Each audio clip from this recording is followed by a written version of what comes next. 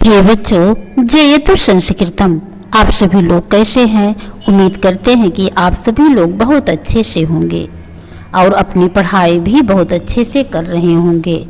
बच्चों, हम अपने YouTube चैनल आत्रेय ज्ञान कुंज में आप सभी लोगों का हार्दिक स्वागत करते हैं। आज हम कक्षा 7 की संस्कृत में सप्तमः पाठा पहेलिका पर पहुंच गए हैं। आइए देखते हैं कि पहेलिका में क्या है। बहुत पहले लोग आपस में जब एक इकट्ठा होकर के बैठते थे, बातचीत करते थे, तो एक दूसरे से पहेलिकाएं पूछते थे। उसी के बारे में इसमें बताया गया है। आइए देखते हैं कि पहेलिका में क्या है। दंतैर्हीनः शिलाभक्षी निर्जीवो बहुभाषिका गणश्युतिः समृद्धोऽपि परपादेन गच्छति। करें दंतैर्हीन है।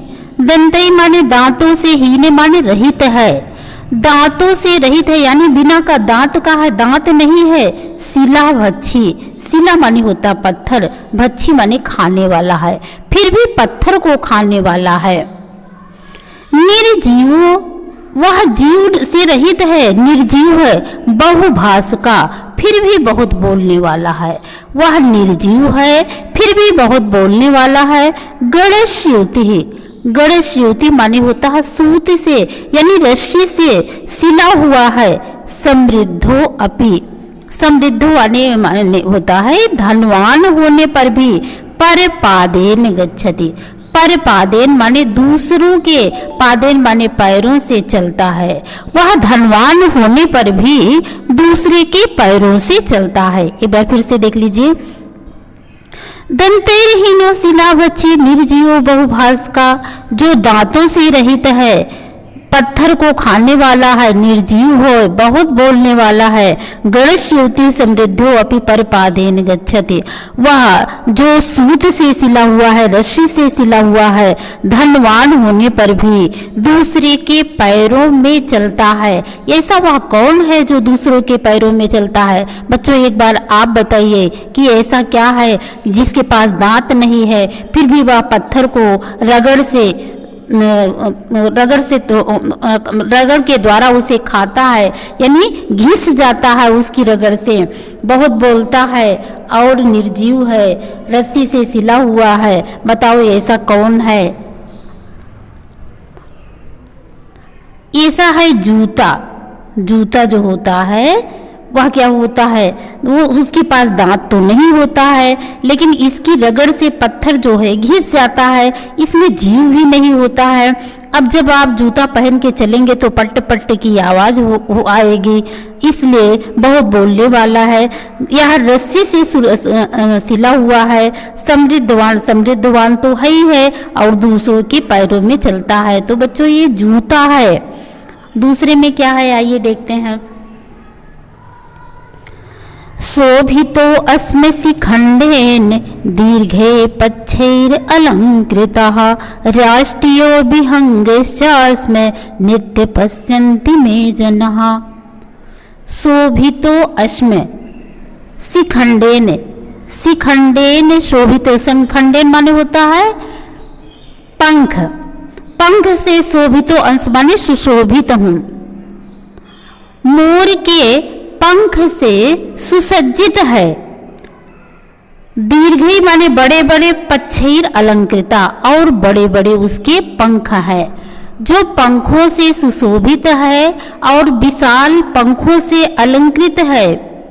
राष्ट्रीय विहंगश्चास्मि, राष्ट्रीय विहंग माने होता पक्षी, अस्मि माने है, और राष्ट्रीय पक्षी है। नित्य पश्यन्ति, नित्य माने उसके नृत्य को, पश्यन्ति माने देखते हैं, में जनः लोग उसके नृत्य को देखते हैं।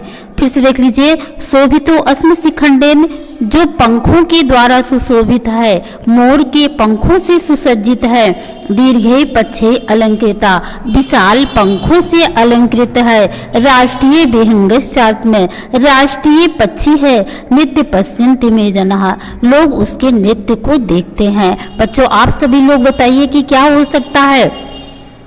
जो पंखों से सुशोभित है, पंखों के द्वारा जिसकी शोभा बनती है, जिसके बड़े बड़े पंख होते हैं और उसे राष्ट्रीय पक्षी भी कहते हैं, तथा जब वो नाचने लगता है तो लोग उसके नृत्य को देखते हैं। यह क्या है? पहेलिका है, और पहेलिका में आप लोगों को बताना पड़ेगा कि क्या है।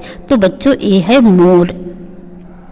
मोर, इसके बड़े बड़े पंख होते हैं, पंखों के द्वारा इसकी शोभा बढ़ती है। मोर को राष्ट्रीय पक्षी भी कहा गया है। जब यह नाचने लगता है तो इसके नृत्य को लोग देखते भी हैं। आगे देखते हैं। पठितो नास्याहं किंचित् तथापि साक्षरो अस्म्यहं पादैर्विनय गच्छामि कथयामि बिना मुखम। पठितो नाम्यहं। पठितो नाम्यहं माने मैं जरा सा भी पढ़ा लिखा नहीं हूं, तथापि फिर भी साक्षरो अहम अस्मि, मैं साक्षर हूँ, यानी अक्षर से युक्त हूँ, अक्षर वाला हूँ। मैं पढ़ा लिखा नहीं हूँ, मैं कुछ भी पढ़ा लिखा नहीं हूँ, फिर भी मैं अक्षर से युक्त हूँ। पादैर बिना गच्छामि, पैर नहीं है, यानी बिना पैरों के गच्छामि माने चला जाता हूँ। कथयामि बिना मुखम, बिना मुख के हूँ। कथयाम, फिर भी बोलता हूँ। ऐसा क्या हो सकता है? जो पढ़ा लिखा नहीं है फिर भी अक्षर से युक्त है, उसमें लिखा होता है कुछ है, बिना पैर के है, या उसके पास पैर नहीं है लेकिन बहुत दूर तक चला जाता है, उसके पास मुख नहीं है लेकिन उसमें जो लिखा है उस बात को वो बताता है। ये ऐसा क्या चीज हो सकता है? आप सभी लोग बच्चों बताइए कि क्या हो सकता है? ये है पत्र। पत्र यानी चिट्ठी। चिट्ठी में क्या होता है? चिट्ठी पढ़ी लिखी तो नहीं पढ़ी नहीं होती है, लेकिन उसमें अक्षर होता है। उसके पास पैर तो नहीं होता है और ना उसके पास मुख होता है, लेकिन जो कुछ उसमें लिखा रहता है, जो लोग उसको पढ़ते हैं वही वो बताता है। अगला क्या है?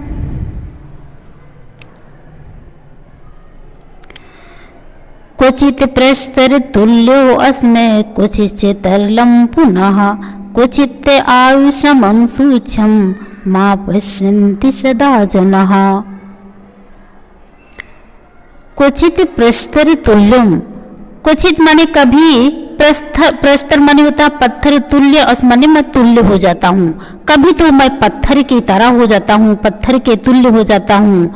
क्वचित तरलम, और कभी मैं तरल हो जाता हूँ। कभी मैं पत्थर की तरह कठोर हो जाता हूँ और कभी एकदम तरल हो जाता हूँ।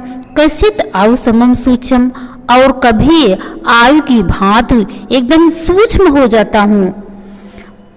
पश्यन्ति सदा जनाः, परंतु लोग मुझे सदा देखते हैं। ऐसा क्या हो सकता है कि कभी वह पत्थर के समान कठोर हो जाता है, कभी वह तरल हो जाता है और कभी वह सूक्ष्म हो जाता है, फिर भी लोग उसको देखते हैं। ऐसा क्या हो सकता है? ऐसा हो सकता है पानी, जल। पानी यानी जल। ये कैसे है? कभी तो यह जब बर्फ बन जाता है तो इतना कड़ा हो जाता है कि ये पत्थर से भी कठोर हो जाता है, और कभी जब यह पिघल जाता है तो यह पानी की तरह तरल हो जाता है। कश्चित् आयु समम सूक्ष्म, और यह कभी एकदम सूक्ष्म सा हो जाता है तथा लोगों की प्यास बुझाता है, इसलिए लोग इसको देखते हैं।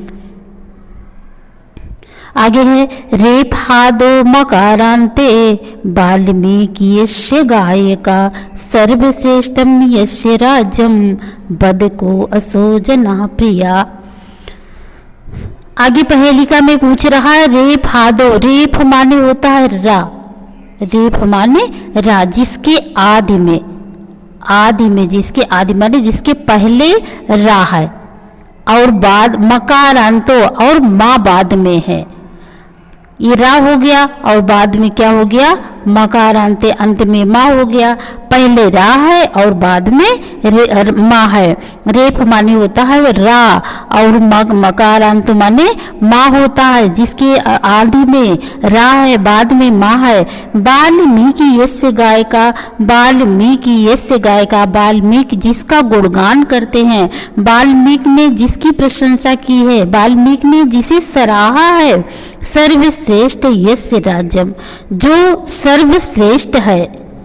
बद, बद माने बताओ, को असो जन प्रिय, ऐसा लोगों का प्रिय कौन है। बताओ वह ऐसा लोगों का प्रिय कौन है। तो हमने जब लिख दिया था तो भी आप लोगों की समझ में आ गया होगा कि ये कौन है। ये राम है।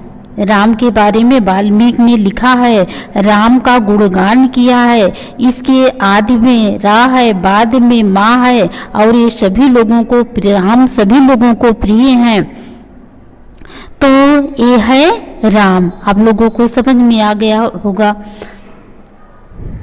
बस ये पाठ यहीं तक था। बच्चों, आप सभी लोगों को ये पाठ कैसे लगा? यदि अच्छा लगा हो तो एक लाइक कर दीजिए, ज़रूरतमंद बच्चों के पास शेयर कर दीजिए, और चैनल पर पहली बार है तो चैनल को सब्सक्राइब अवश्य कर लीजिए। फिर मिलेंगे हम दूसरे पाठ के साथ। तब तक ले लिए आप सभी लोगों को नमस्कार।